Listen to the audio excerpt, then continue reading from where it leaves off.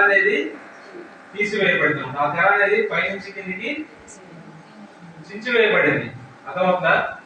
ఆ తెర అనేది పైనుంచి కిందికి చించివేయబడి మనకి ఇప్పుడు ఏ విధంగా అయితే ఉన్నామో, ఇప్పుడు ఏ విధంగా అయితే నీతిమంతులుగా తీర్చబడుతున్నామో, అదే విధంగా మనము నిత్య జీవంలోనికి మనము ఈ విధంగానే కొనుక్కోబడతాం. ఇప్పుడు ఏ విధంగా అయితే యేసుక్రీస్తును ఆనందిస్తూ సంతోషిస్తా ఉన్నామో ఇదే విధంగా ఉంటాం. అంతేగాని మనము నరకానికి వెళ్ళము. నరకంలో ఒక నీటి ఆ మంటలలో కాలిపోతూ ఒక నీటి పొట్టు కోసం మనము అల్లాడిపోమన్నమాట. మనము ఇప్పుడు ఏ విధంగా అయితే యేసుక్రీస్తు నమ్ముకొని నీతిమంతులుగా ఉన్నామో ఇదే విధంగా మనము దేవుని పరలోక రాజ్యానికి చేరతాం. అర్థమవుతుందా?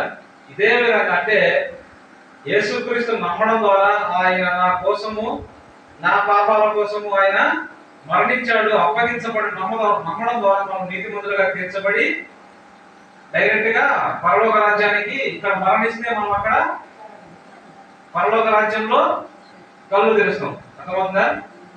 ఇక్కడ ఈ శరీరాన్ని వదిలిపెట్టి అక్కడ మనము పరలోక రాజ్యంలో కళ్ళు తెరుస్తాం అన్నమాట.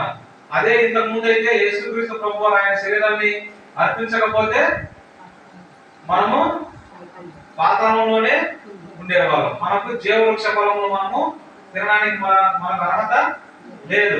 అలాంటిది మనకి ఆయన ఏమిస్తున్నారు? ఆయన శరీరం ద్వారా పరలోక రాజ్యానికి వెళ్ళేటువంటి ఆ తాళపు చేతులు ఆయన దగ్గర పెట్టుకొని మనకి ఆ యొక్క అర్హత మనకి ఇచ్చిన అనమాట. అర్థమవుతుందా? అర్థమవుతుందా?